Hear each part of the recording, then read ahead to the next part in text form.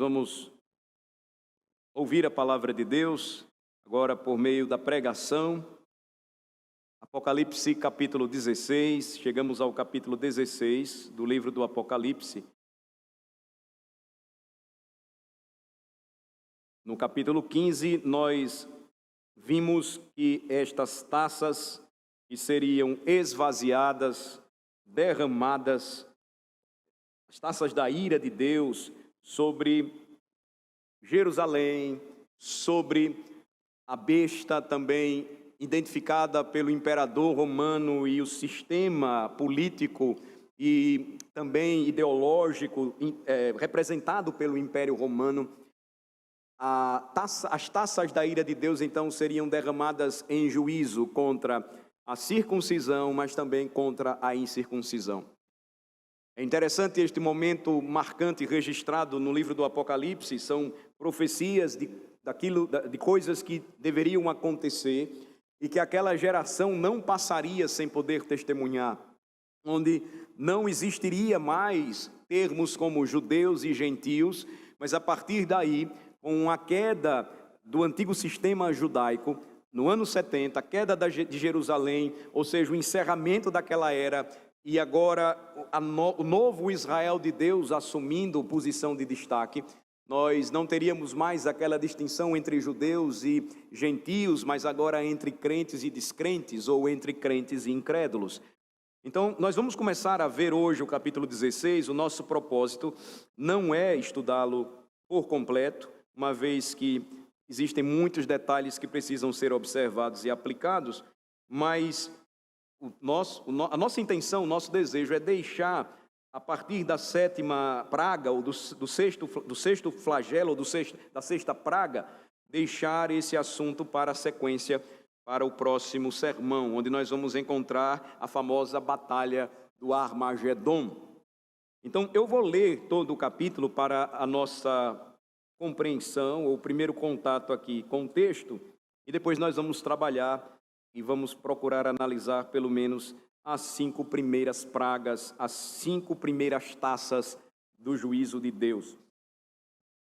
Ouvi, vinda do santuário, uma grande voz dizendo aos 7 anjos: ide derramai pela terra as 7 taças da cólera de Deus. Saiu, pois, o primeiro anjo e derramou a sua taça pela terra, e aos homens portadores da marca da besta e adoradores da sua imagem sobrevieram úlceras malignas e perniciosas. Derramou o segundo a sua taça no mar, e este se tornou em sangue como de morto, e morreu todo ser vivente que havia no mar. Derramou o terceiro a sua taça nos rios e nas fontes das águas, e se tornaram em sangue.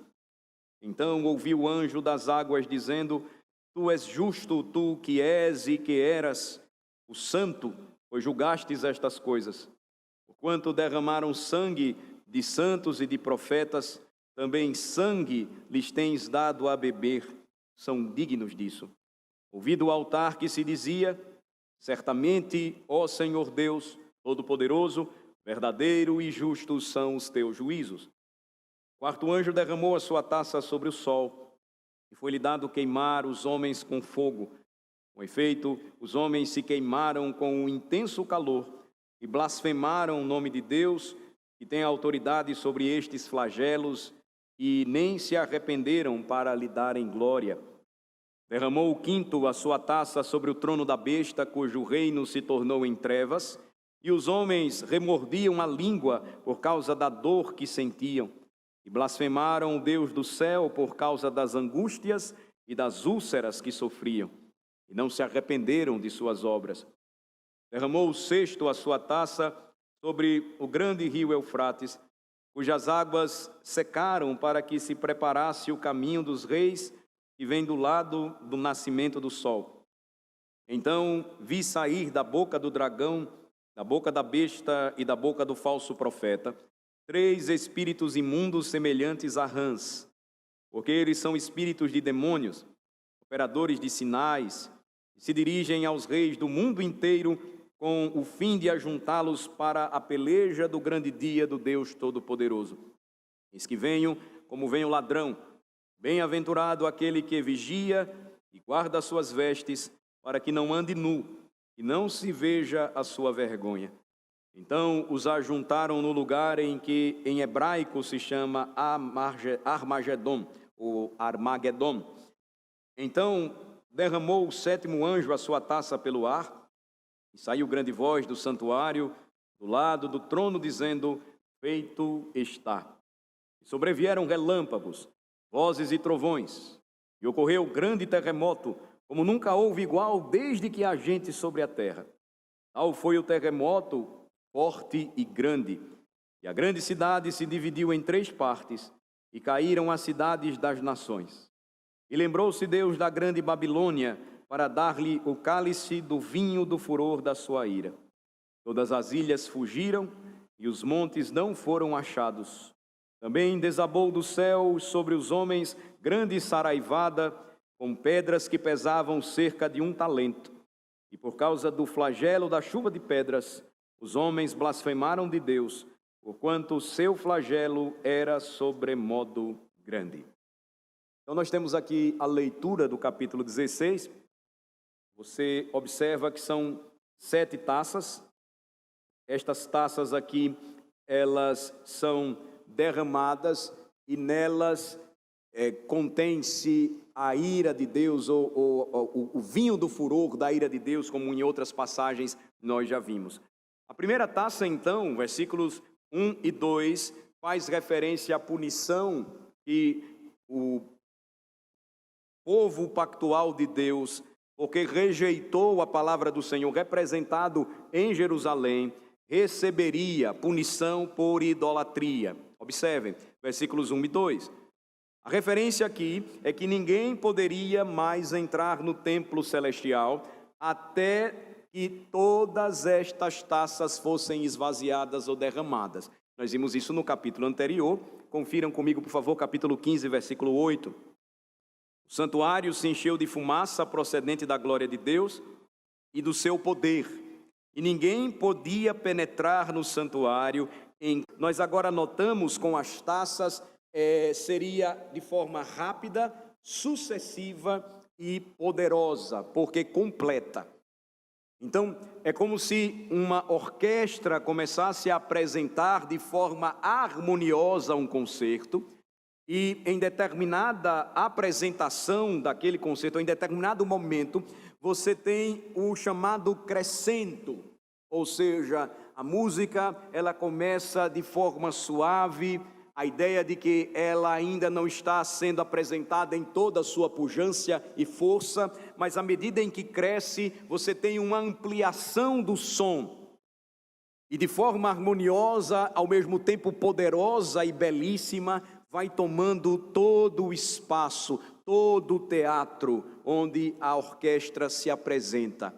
Nós temos vários concertos clássicos que trazem essa ideia para nós, como as batidas, os rufos dos tambores, com os sons das cordas, com os toques das trombetas. Então, a ideia que se apresenta aqui no capítulo 16 é que, de forma rápida e sucessiva, esses juízos de Deus, eles vinham crescendo e agora eles passam a ser derramados de uma forma muito forte.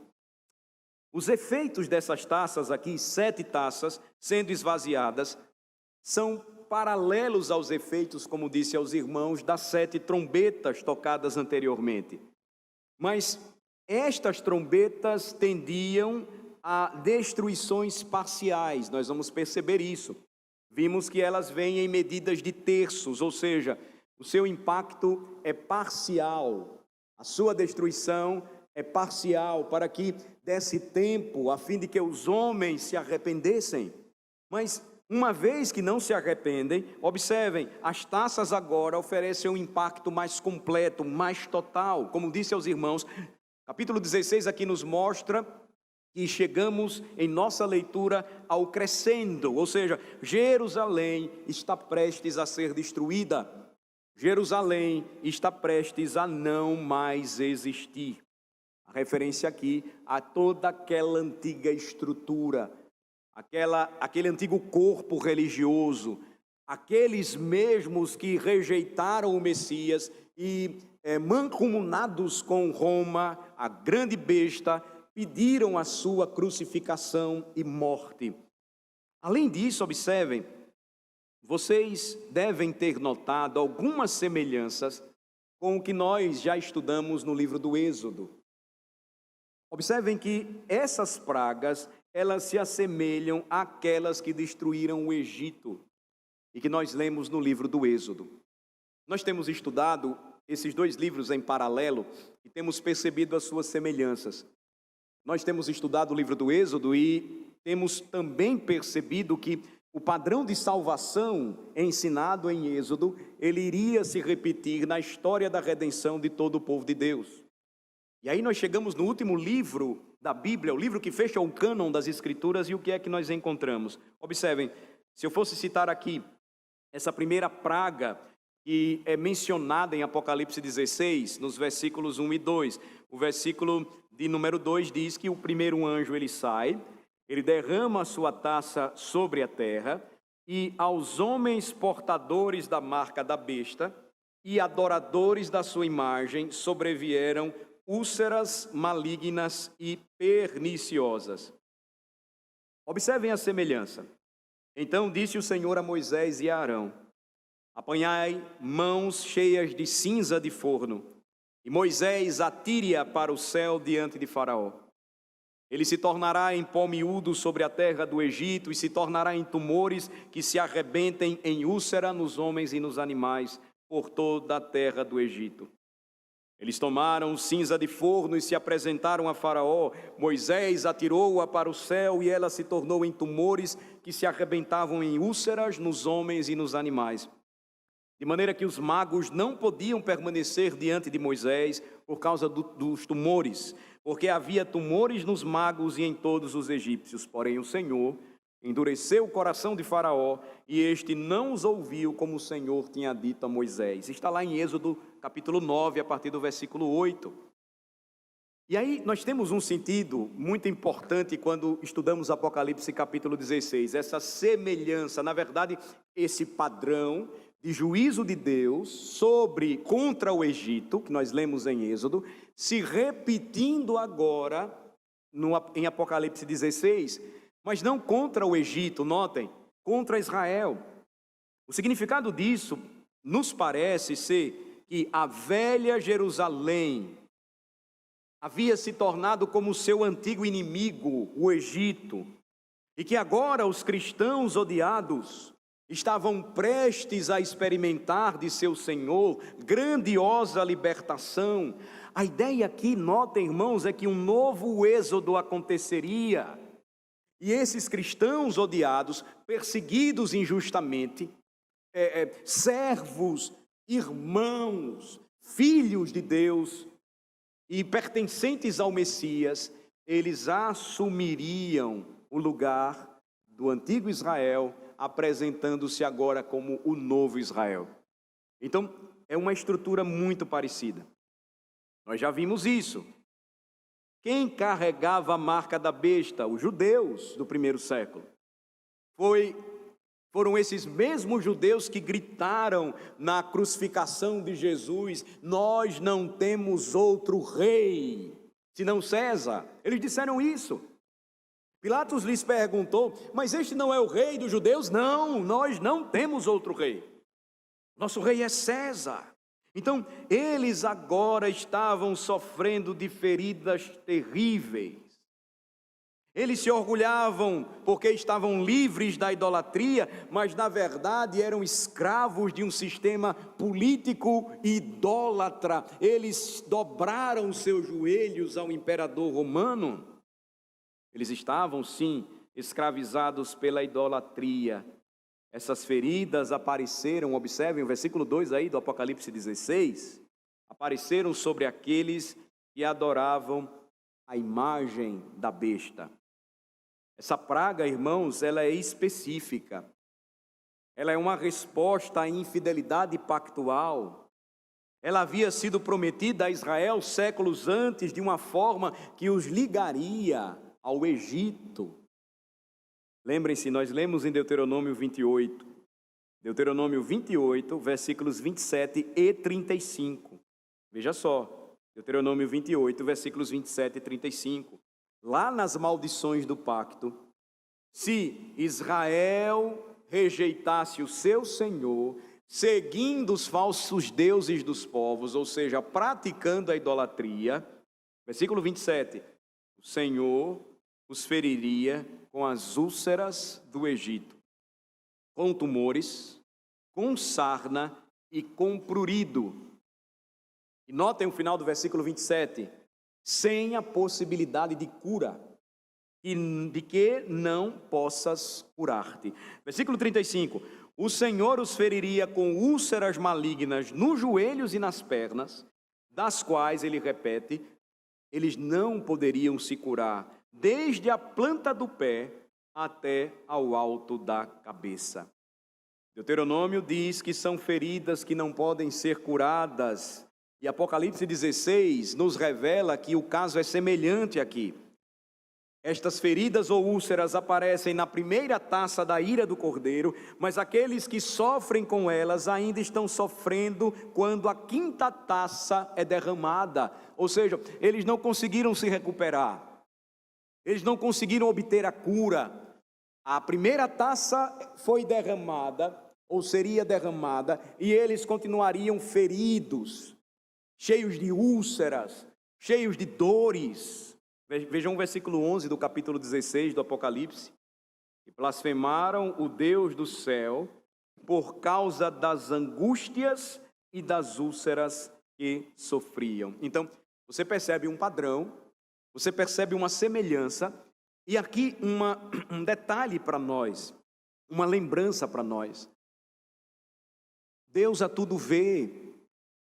E nós precisamos cuidar disso, nós precisamos cuidar do nosso coração. Deus a tudo vê, de modo que, se não estamos caminhando bem com Ele, se nós não estamos trilhando o caminho da obediência, se nós não buscamos fazer isso por graça somente, aqui não é uma ideia de que é possível viver uma vida perfeita, porque a Escritura nos diz claramente que isso é falacioso, não é verdadeiro. Mas é o entendimento de que em Cristo Jesus é possível, por graça somente, nos esforçar na dependência do Espírito, em obediência à palavra, por fazer a vontade de Deus, ou buscando fazer a vontade de Deus. O contexto aqui é claro com respeito a isto, de rebeldia, de revolta, de rejeição, sendo o povo de Deus, e agora o sofrimento que vem, as maldições do pacto, para aqueles que não se submetem à palavra do Senhor. O reverendo Josafá pregava ontem para o nosso presbitério, lá em Itabaiana, e falando sobre a função dos ministros de Deus em cantares, muito interessante. Ele vai lembrar que a Escritura mostra que o papel dos ministros de Deus é ensinado na Escritura também, comparando quando olhamos para o livro do profeta Isaías, como os guardas da noite em Jerusalém. Aqueles que tinham a missão de alertar o povo, de chamar a atenção do povo. Os profetas faziam esse trabalho. Mas observem, a literatura bíblica, a história bíblica nos ensina que boa parte do tempo o povo rejeitou, perseguiu e matou esses homens. Não se dobrava, não aceitava. Por vezes nós acreditamos que viver em aliança implica apenas em experimentar bênçãos da parte de Deus. Quando nós entendemos que Deus criou o mundo de forma estruturalmente pactual, ou seja, você não vive neste mundo sem participar de um pacto. Temos aprendido isso sempre ao celebrar a ceia do Senhor. Ou nós participamos da mesa do Senhor, ou da mesa dos demônios. Não há como você, uma vez estando em aliança com Deus, dizer: a partir de hoje eu não venho mais para a igreja, eu vou procurar um outro lugar, ou eu vou ficar em casa, eu não quero mais me submeter àquele conselho de presbíteros, a vida é minha, eu faço o que eu quiser. Isso não funciona nessa estrutura pactual estabelecida por Deus, ordenada por Ele na criação. Você vai estar servindo a alguém. E se você não está servindo ao Senhor, consequentemente, você estará praticando alguma forma de idolatria nesta terra. E Deus vai vindicar a sua honra, a sua glória, a sua santidade. E agora você não será mais abençoado. Virão sobre você maldições pactuais. São reais. Notem, elas não estão apenas em Deuteronômio 28. Elas estão sendo aqui vistas em Apocalipse 16. A segunda taça, então, observem, no versículo 3, fala sobre o julgamento que viria contra o mar. Derramou o segundo a sua taça no mar, versículo 3, e este se tornou em sangue como de morto, e morreu todo o ser vivente que havia no mar. Vários comentaristas indicam que a segunda taça da ira, vários comentaristas do livro do Apocalipse falam isso, eles indicam que a segunda taça da ira é semelhante ao julgamento que foi proferido por meio da segunda trombeta. A diferença, mais uma vez, está na extensão do julgamento. O primeiro parcial, o da trombeta, agora ele vem de forma completa. Com o julgamento da segunda trombeta, quando a grande montanha foi lançada ao mar, lembrem-se, está no capítulo 8, versículo 8 do Apocalipse, 1/3 do mar tornou-se em sangue. Então diz lá, capítulo 8, versículo 8, o segundo anjo tocou a trombeta e uma como que grande montanha ardendo em chamas foi atirada ao mar, cuja terça parte se tornou em sangue. O ensino aqui é de que o julgamento foi parcial, não era completo ainda. Mas observem que não apenas um mar, aqui agora no capítulo 16, em sua totalidade se tornou em sangue, mas a descrição é que era como o sangue de um homem morto, ou seja, coagulado, podre, coalhado. E é o horror final, portanto, caindo sobre os judeus em revolta. Mais uma vez, é uma lembrança da praga que ajudou a destruir o Egito. E agora a representação é esta: a Judéia estava sendo vista como inimiga de Deus, como o novo Egito. Na primeira praga que afligiu o Egito, lembrem-se, o Nilo se transformou em sangue. Está lá em Êxodo capítulo 7. Assim diz o Senhor: nisto saberás que eu sou o Senhor. Com esta vara que tenho na mão, ferirei as águas do rio e se tornarão em sangue.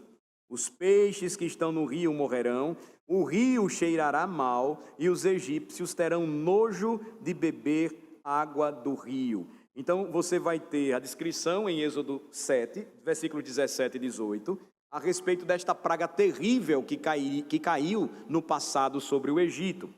Lá no versículo 21 ainda diz assim: de sorte que os peixes que estavam no rio morreram, o rio cheirou mal e os egípcios não podiam beber a água do rio, e houve sangue por toda a terra do Egito. Parte, irmãos, do cumprimento dessa predição do apóstolo João pode ter acontecido no mar que os judeus conheciam, o mar da Galileia. Flávio Joséfo, judeu que lutou as guerras judaicas e foi um historiador importante daquele período, ele relembra um encontro, ele relembra um fato. Lembre-se que esse mar era onde frequentemente o nosso Senhor Jesus ele ensinava e onde muitos de seus discípulos ganhavam a vida pescando, antes de serem chamados pelo Senhor, a fim de que se transformassem ou fossem transformados pelo Senhor em pescadores de homens. Em sua obra, As Guerras dos Judeus, ou As Guerras Judaicas, Flávio Joséfo cita o seguinte, prestem atenção: eles foram mortos pelos dardos no lago. O mar da Galileia também era conhecido como Lago de Genezaré. E os romanos saltaram de suas embarcações e destruíram muito sobre a terra. Podia-se então, notem o destaque que Joséfo dá, podia-se então ver o lago todo ensanguentado e cheio de cadáveres, pois nenhum deles escapou. e um fedor terrível, e uma visão muito triste houve nos dias seguintes sobre aquele país. Pois quanto as praias estavam cheias de naufrágios e de cadáveres, todos inchados, ou seja, não era apenas sangue na água, mas sangue de cadáveres, de gente morta. E conclui então Joséfo: e como os cadáveres foram inflamados pelo sol e apodreceram, eles corromperam o ar. Então, essas taças foram derramadas sobre a Judéia, até que no ano 70, depois de Cristo, a destruição da antiga Jerusalém estaria completa. Isso é uma verdade impressionante. Ela revela, repito, a realidade de que as profecias dadas por Jesus, elas se cumpririam no tempo e no espaço, e elas não ficariam sendo sempre empurradas para o futuro, enquanto a igreja tentava entender ou descobrir o significado destas coisas. Elas foram visíveis, elas foram palpáveis. O juízo de Deus estava caindo sobre a cidade santa que crucificou o seu rei, que clamou por um rei idólatra, dizendo: nós não temos outro rei senão César. Aí vem a terceira taça. Vejam versículos de 4 a 7. Versículos 4 a 7. A terceira taça, então, ela foi derramada pelo sangue dos profetas e mártires. Derramou o terceiro a sua taça nos rios e nas fontes das águas, e se tornaram em sangue. Então ouvi o anjo das águas dizendo: tu és justo, tu que és e que eras, o santo, pois julgastes estas coisas. Porquanto derramaram sangue de santos e de profetas, também sangue lhes tens dado a beber, são dignos disso. Ouvi do altar que se dizia: certamente, ó Senhor Deus Todo-Poderoso, verdadeiros e justos são os teus juízos. Então, chegou a hora em que a terceira taça da ira do Cordeiro seria derramada sobre Jerusalém. O julgamento anterior foi sobre o mar. Com esta praga agora, observem, a sentença recairia sobre a água potável, a água doce. Semelhantemente aos julgamentos da trombeta, ou das trombetas, se fizermos uma comparação, quando olhamos as trombetas do juízo, o juízo foi parcial, agora ele chega ao fim, ou seja, é uma palavra final. O terceiro anjo, ele esvazia sua taça da ira, e observem, o anjo das águas vai declarar que o julgamento que está ocorrendo sobre aquela terra, ele era justo. Porque o Senhor, ele é justo e ele é aquele que é, que era e que sempre será.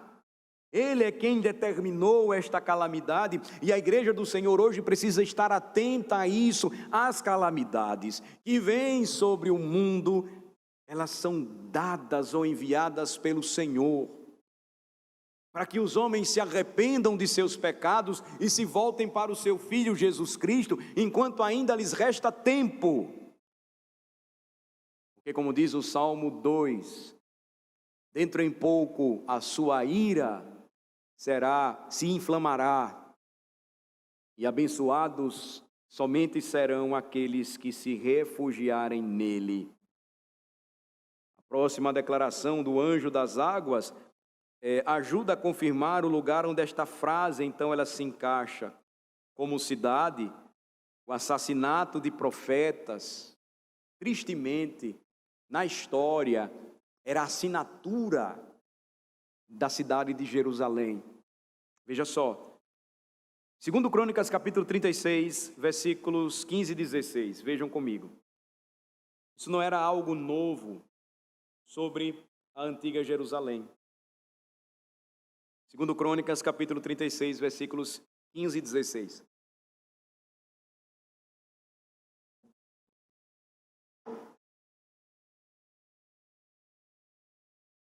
O Senhor, Deus de seus pais, começando de madrugada, falou-lhes por intermédio dos seus mensageiros, porque se compadecera do seu povo e de sua própria morada. Eles, porém, zombavam dos mensageiros desprezavam as palavras de Deus e mofavam dos seus profetas. Mofar aqui é ridicularizar ao extremo. Ridicularizar daquela forma como às vezes você é humilhado e a pessoa faz isso não somente com palavras, mas lhe tocando, lhe agredindo. Ele diz que o povo então zombava dos mensageiros, desprezava as palavras de Deus e mofava dos seus profetas, até que subiu a ira do Senhor contra o seu povo, e olhem, não houve remédio algum. Versículo 33 e 34 de Lucas 13, observem, você compara o que nós encontramos, um exemplo que vimos em 2 Crônicas, Lucas 13, versículos 33 e 34. Jesus está falando a respeito de seu ministério e ele vai associá-lo aos profetas que o antecederam, que apontavam para ele, o grande profeta. Lucas 13, versículos 33 e 34. Importa, contudo, caminhar hoje, amanhã e depois, porque não se espera que um profeta morra fora de Jerusalém. Olha só que informação importante dada por Jesus. Não se espera que um profeta morra fora de Jerusalém. Versículo 34. Jerusalém, Jerusalém, que matas os profetas e apedrejas os que te foram enviados. Quantas vezes quis eu reunir teus filhos, como a galinha ajunta os do seu próprio ninho debaixo das asas, e vós não o quisestes. Jesus então vai lembrar o fato de que na história da antiga Jerusalém, comumente os profetas eram perseguidos e mortos. E no final do sermão de Estevão, no diácono Estevão, lembrem-se, ele vai dizer assim, vai pregar para aquela geração que depois, tomada de ódio profundo, vai apedrejá-lo até a morte. Ele encerra o sermão lá em Atos 7, versículo 52, da seguinte maneira: qual dos profetas vossos pais não perseguiram? Eles mataram os que anteriormente anunciavam a vinda do justo. Olha só. Do qual vós agora vos tornastes traidores e assassinos. Quando se tratava de profetas e santos, Jerusalém então tinha a assinatura, o reconhecimento de ser uma cidade sanguinária. E portanto era apropriado que Deus transformasse toda a sua água potável em sangue. Jerusalém merecia muito mais que isso acontecesse com eles. Muito que isso acontecesse com eles. Eles mereciam que tudo isso acontecesse realmente com eles. Por quê? Porque Jesus mesmo havia predito que toda esta maldição cairia sobre eles por conta dos seus pecados não confessados. Eles não se arrependiam. Ele disse que o assassinato dos profetas por gerações era o motivo por que tudo isso iria acontecer. Então, você tem no Apocalipse aqueles mártires mais próximos clamando: Senhor, até quando não julgarás? Santos de Deus que estavam morrendo, apóstolos que estavam sendo mortos. Mas a extensão desse juízo já estava registrada na palavra de Deus. Observem Mateus capítulo 23, a partir do versículo 31. Mateus capítulo 23, a partir do versículo 31. Muito interessante observarmos isto aqui. Mateus 23, a partir do versículo 31. Assim, contra vós mesmos, testificais que sois filhos dos que mataram os profetas. Enchei vós, pois, a medida de vossos pais. Então, o cálice da ira de Deus, que foi derramado contra os pais de vocês, agora continua a encher-se, porque vocês estão fazendo isso.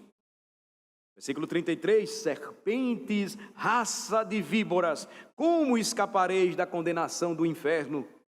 Por isso, eis que eu vos envio profetas, sábios e escribas. A uns matareis e crucificareis, a outros açoitareis nas vossas sinagogas e perseguireis de cidade em cidade, para que sobre vós recaia todo o sangue justo derramado sobre a terra. Olhem só. E aí Jesus vai buscá-lo. Onde tudo isso começou? Desde o sangue do justo Abel, até ao sangue de Zacarias, filho de Baraquias, a quem matastes entre o santuário e o altar. O profeta que mais, dentre os profetas menores, o que mais falou sobre o Messias foi Zacarias. De forma, você tem muitas citações no Novo Testamento. Zacarias que escreveu o livro que nós temos em nossas Bíblias. Também foi morto, observem, entre o santuário e o altar. E aí Jesus diz, no versículo 36, observem: em verdade vos digo que todas estas coisas hão de vir sobre a presente geração. Então, a gente precisa observar as profecias com esse cuidado. Jesus está falando de um juízo iminente, ou seja, ele estava próximo, aconteceria com aquela geração, não viria depois.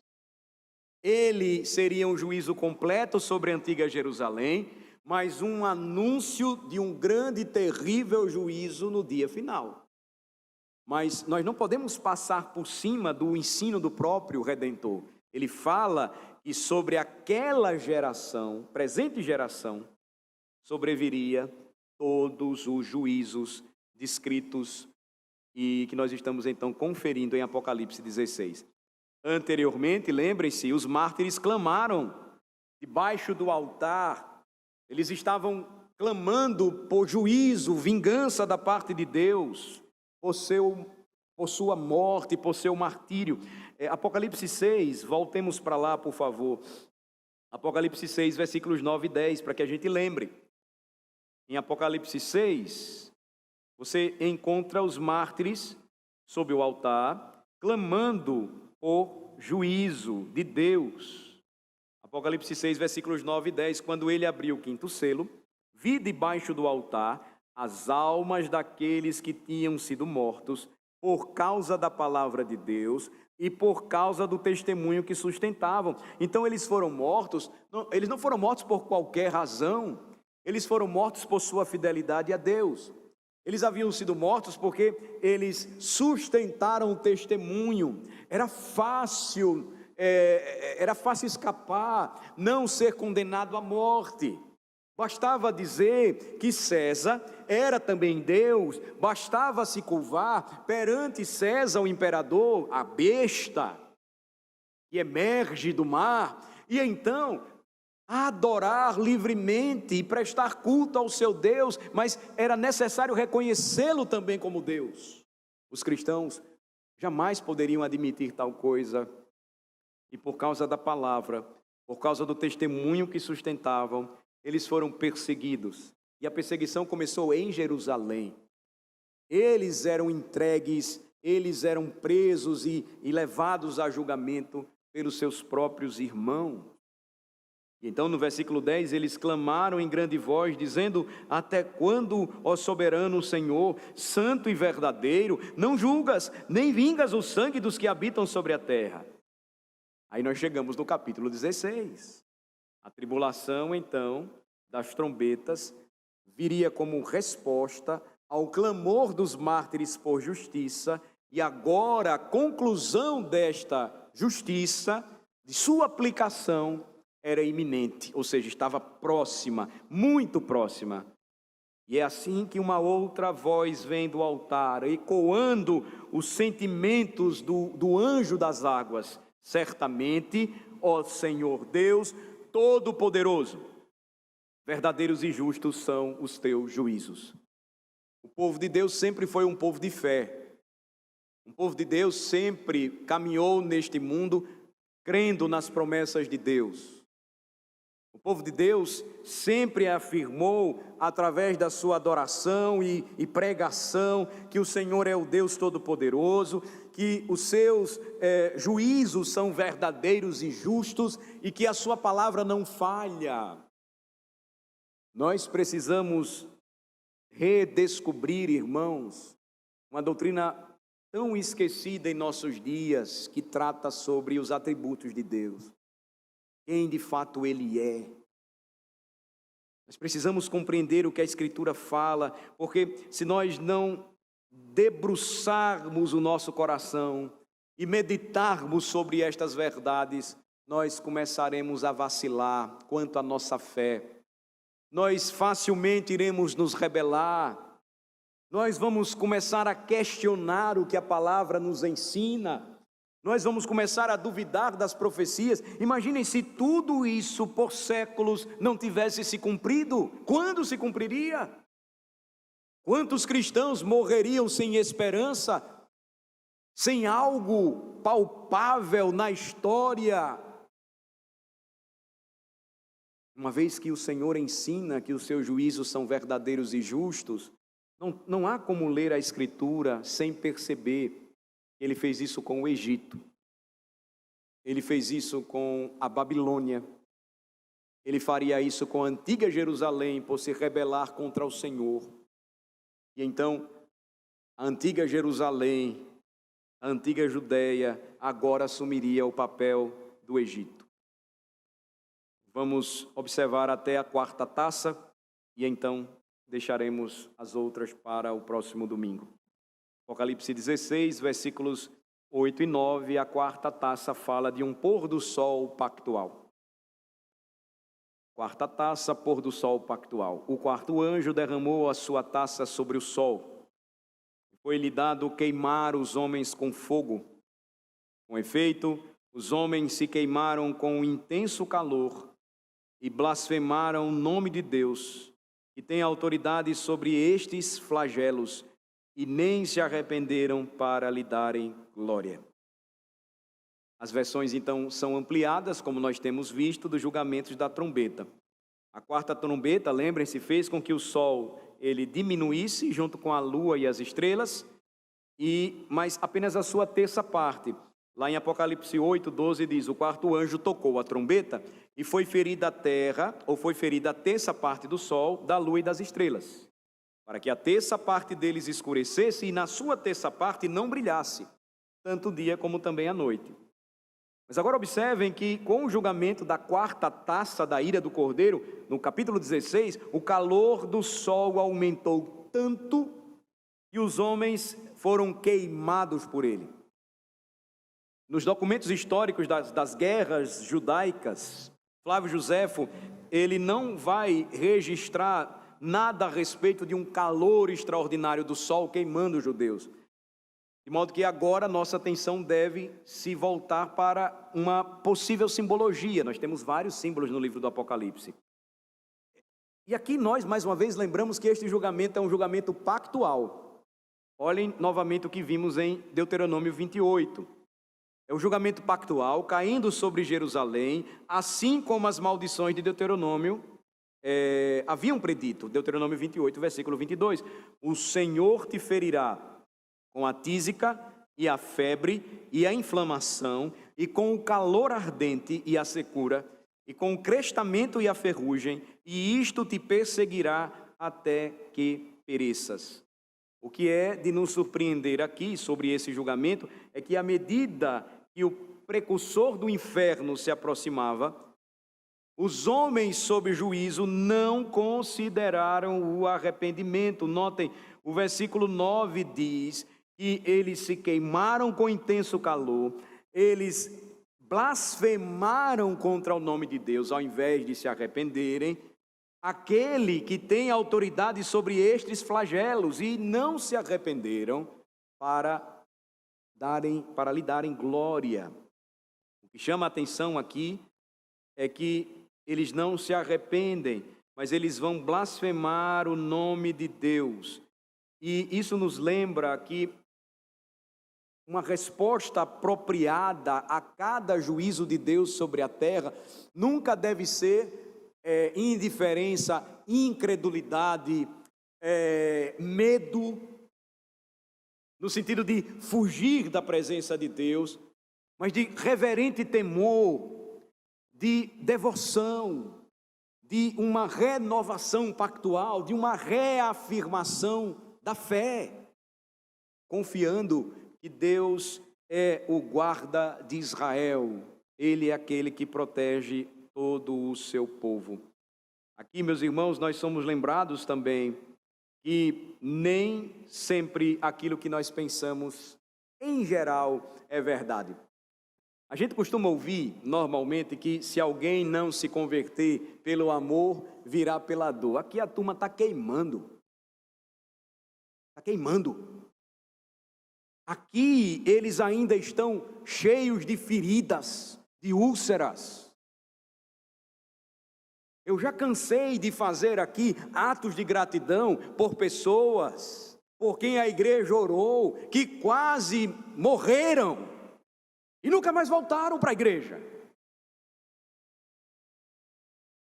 Eu já cansei de ver pessoas, mesmo sofrendo e sentindo dores, não voltarem os seus corações para o Senhor, mas permanecerem cheios de blasfêmia e de ódio. Não é a dor, meus amados irmãos, que conduz um pecador a Jesus, não. Então vamos mudar essa frase, ela está teologicamente toda errada. Se não é pelo amor, não é pela dor. Nem o amor, nem a dor da gente vai nos conduzir a Cristo, porque nós estamos sem Cristo, nós estamos mortos em nossos delitos e pecados. Quem nos leva até Cristo é o próprio Cristo. Quem nos converte a Cristo é o próprio Cristo. Quem realiza esta obra maravilhosa em nossa alma é o Espírito de Cristo. Quem nos faz ler a Bíblia e crer na palavra de Cristo é aquele que nos dá fé, e a fé é um dom de Deus, é uma obra celestial. Então o indivíduo pode ficar todo queimado, comido por feridas, destruído, estraçalhado, mas nunca será a dor que fará com que o pecador em rebelião se volte para Deus. Apocalipse 16 é um exemplo claro para a gente.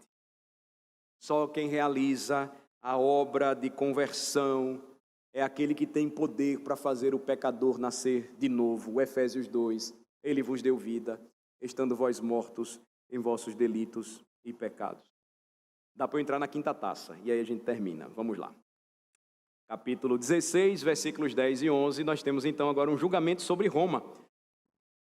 Derramou o quinto a sua taça, versículo 10, sobre o trono da besta, cujo reino se tornou em trevas, e os homens remordiam a língua por causa da dor que sentiam. Note que o que eu estou falando não é uma elucubração da minha mente, não. O pastor Alain inventou esse negócio agora e está acabando com aquilo que eu aprendi a vida inteira. Olhem só como a situação ela se aprofunda à medida que a gente lê o capítulo 16. Versículo 10. Derramou o quinto a sua taça sobre o trono da besta, cujo reino se tornou em trevas, e os homens remordiam a língua por causa da dor que sentiam. E aí eles se arrependeram, né? A dor fez com que eles mudassem de rumo. Versículo 11, e blasfemaram o Deus do céu, por causa das angústias e das úlceras que sofriam, e não se arrependeram de suas obras. Da maneira como nós interpretamos todos esses presságios, a maior parte deles, lembrem-se, está caindo sobre Jerusalém. A cidade destinada à destruição total no ano 70 seria Jerusalém. Mas isso não significaria que Roma permaneceria ilesa. O centro das atenções é sempre Jerusalém, mas lembrem-se, as nações pagãs não estão fora de vista. Deus a tudo vê. Anteriormente, em Apocalipse, no capítulo 3, versículo 10, nós lemos: porque guardaste a palavra da minha perseverança, também eu te guardarei da hora da provação. Capítulo 3, versículo 10, que há de vir sobre o mundo inteiro, para experimentar os que habitam sobre a terra. Qual é a lição para nós aqui? Jerusalém é o marco zero, onde tudo começa. Mas o resto do mundo romano da época não escaparia do juízo de Deus. O marco zero, Jerusalém. Mas toda a extensão do Império Romano, a expressão mundo inteiro é uma referência ao mundo da época, não escaparia de ser afetado. Então, quando o quinto anjo derrama sua taça da ira, ele derrama sobre o trono da besta. Já vimos que essa besta deve ser identificada com Roma e não com Jerusalém. Quando esta taça fosse derramada, o reino se encheria de trevas. E isso aqui nos lembra, é um eco do juízo que séculos antes caiu sobre o Egito. Então disse o Senhor a Moisés: estende a mão para o céu e virão trevas sobre a terra do Egito, trevas que se possam apalpar. Estendeu, pois, Moisés a mão para o céu, e houve trevas espessas sobre a terra do Egito por 3 dias. Êxodo 10, capítulo 21 e 22. As taças, portanto, trazem um efeito cumulativo. As pessoas aqui ainda são afetadas, como nós já dissemos, pelas úlceras, pelas feridas da primeira taça. Mas quanto mais elas sofrem, elas sentem dor, elas blasfemam. Roma foi afetada durante esse tempo e a pergunta é: de que maneira? Como é que o Império Romano então foi afetado durante esse período? Lembre-se, no ano 70 Jerusalém cairia, mas Roma também seria atingida drasticamente durante esse período.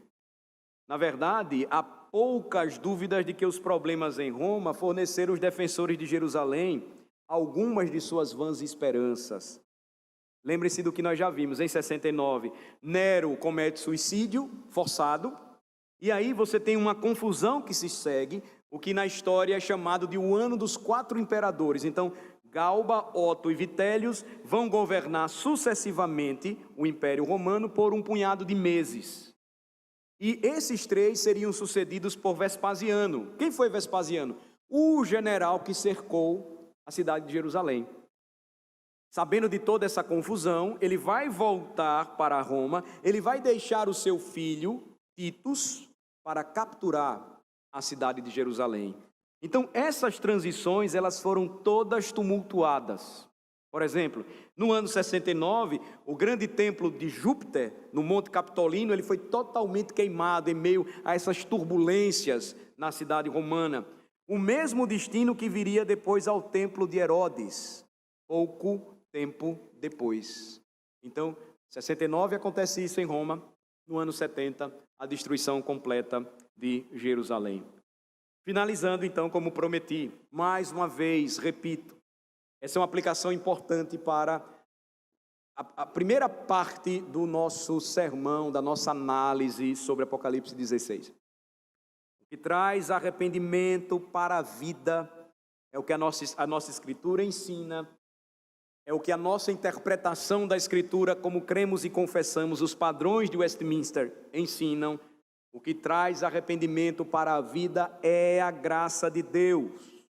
A aflição por si só nunca conseguirá fazer isso pelo homem. Até mesmo na vida de um crente. Eu já vi crentes reclamarem, murmurarem em meio à aflição. Quem nunca fez isso? Mas quando a graça de Deus opera na vida de um crente, mesmo sabendo que a sua situação é difícil, mesmo sabendo que está passando por sofrimento e dor, mesmo sabendo que pode entrar em um centro cirúrgico e de lá não mais sair para ver os seus, quando a graça de Deus opera, o crente diz: eu estou em paz, eu confio em meu Senhor, Ele me anima, me acalma, Ele me liberta de todos os meus temores. Se a dor, meus irmãos, pudesse trazer arrependimento, o inferno estaria cheio de penitentes. E existe aqui em Apocalipse 16, encerrando com a nossa observação da 5ª taça, um verdadeiro mistério para a ilegalidade. Notem, esses homens aqui descritos estavam sendo afligidos por suas feridas. Esses homens aqui descritos, eles estavam cobertos de trevas, trevas que podiam ser tocadas.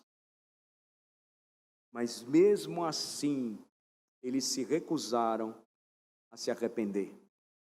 Eles morderam suas línguas de dor. e essas mesmas línguas foram usadas para blasfemar contra o Senhor. Sabe o que acontece quando a graça de Deus opera na vida de um homem? Me permitam encerrar com essa ilustração. No período da Reforma, os cristãos reformados na França ficaram conhecidos como huguenotes. Alguns acreditam que esse termo tem uma ligação com uma palavra inglesa pactuantes. E eram homens muito piedosos, homens de Deus, tanto eles como suas esposas e filhos. E era comum que os huguenotes, quando condenados à morte por sua fé, em meio à perseguição na França, e em outras regiões também, nos palatinados, suíços, por exemplo, ou alemães, quando eram levados para as fogueiras ou as decapitações, eles iam cantando salmos imprecatórios. Dentre eles, um salmo que eles entoavam, e aí você deve entender por que deve cantar imprecatório, não deve ter medo não. Quando nós cantamos os imprecatórios, nós estamos rogando ao Senhor que venha e faça juízo, ou traga juízo sobre a terra, sobre os homens que perseguem o povo de Deus. Não somos nós que vamos fazer isso.